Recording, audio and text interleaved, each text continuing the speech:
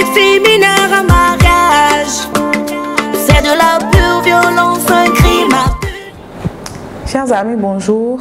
Je suis Miguel Hueto, je suis béninoise, juriste de formation et je travaille sur les questions de droits humains. Aujourd'hui, je vais vous parler de la composante violence. La violence, c'est tout acte que l'on pose et qui portera atteinte à l'intégrité, qu'elle soit physique, qu'elle soit morale, qu'elle soit psychologique d'une personne.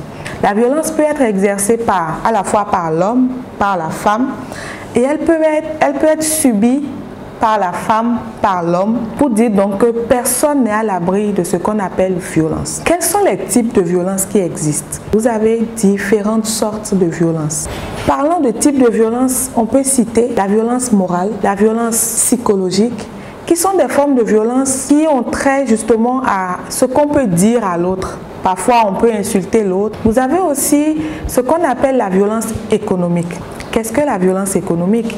C'est le fait simplement pour un parent de ne pas donner le petit déjeuner à ses enfants. C'est le fait pour un époux ou une épouse de ne pas contribuer aux charges du ménage parce qu'en ne le faisant pas, on crée un stress, que ce soit psychologique, physique, on crée un stress pour l'autre conjoint.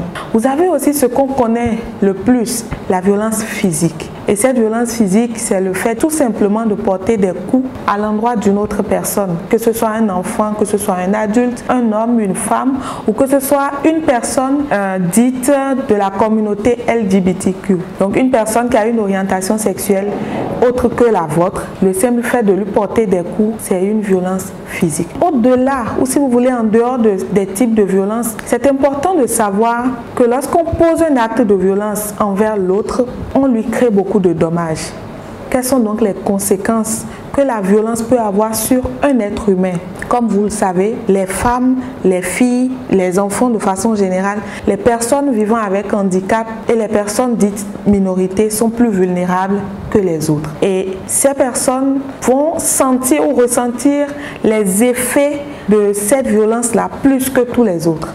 Mais de façon générale, la violence a d'énormes conséquences, non seulement sur la personne de l'intéressé, donc de la victime, sur son entourage, mais aussi peut impacter négativement le développement de notre pays, le Bénin. Il y a aussi les violences qu'on appelle sexuelles, qui peuvent aller de l'abus sexuel, d'avoir un acte sexuel avec une personne contre sa volonté. Vous avez ce qu'on va appeler aussi les violences morales. Et comme conséquence, vous pouvez imaginer que avoir les relations sexuelles ou aller à un acte sexuel avec une personne contre son consentement, c'est torturer déjà la personne psychologiquement, physiquement, moralement. Vous avez aussi des conséquences sur la santé, qu'elle soit physique, qu'elle soit morale de la personne. Il y a des gens qui, après avoir subi des violences, perdent la raison. Vous avez allé dans nos centres psychiatriques aujourd'hui, vous avez des personnes qui y sont pour des soins simplement parce qu'elles ont subi des violences de façon répétée. Et là, nous abordons donc les sanctions qu'on peut subir lorsqu'on est auteur ou lorsqu'on est reconnu auteur de violence. Nous sommes en République du Bénin et il y a des tests. Au-delà des normes sociales et culturelles qui, dans certaines régions, font que certains jusqu'à aujourd'hui pratiquent des mutilations génitales sur des enfants. On fait de l'excision sur des filles. On peut avoir des pratiques de veuvage. Au-delà des normes qui sont sociales, nous sommes dans un pays de droit. Le Bénin est un pays laïque et donc n'appartient à aucune culture sociale, ne prend parti pour personne.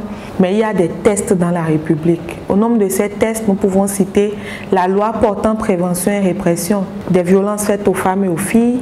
Nous avons la Constitution béninoise qui garantit à tous les êtres humains, que vous soyez homme, que vous soyez femme, garçon, fille, enfant, vieux, âgé, adulte, quel que soit votre statut, la loi vous protège contre toutes les formes de violence. Nous avons aussi la loi portant code de l'enfant en République du Bénin qui protège les enfants, filles comme garçons, contre les types de violences qui sont exercées. Rendez-vous dans les centres de promotion sociale, rendez-vous dans un commissariat, il y a des personnes outillées, des personnes qui sont là et qui vont vous écouter, qui vont vous orienter. Si vous ne savez toujours pas comment faire, contactez l'Association béninoise pour la promotion de la famille ABPF pour vous faire entendre et pour avoir une solution à votre situation.